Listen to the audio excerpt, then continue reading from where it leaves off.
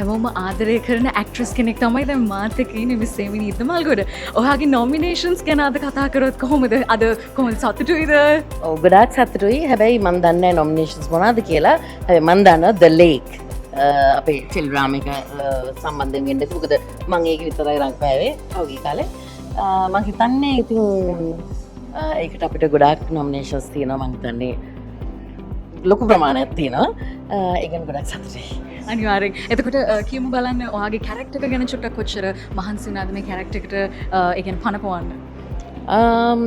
ඇත්තටම මේ රදල්ල අම්මා The Lake ටෙලිනාට්‍යයේ රදල්ල අම්මගේ චරිතය රඟපාන්න මට ස්ක්‍රිප්ට් එක ලැබෙනකොට මට ගොඩාක් ආසාවක් ඇති වෙච්ච චරිතයක්.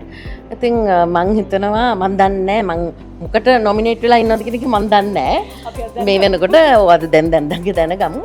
ඉතින් රදල්ල අම්මා නම් ඉතින් හරිම අභියෝගාත්මක චරිතයක් මට.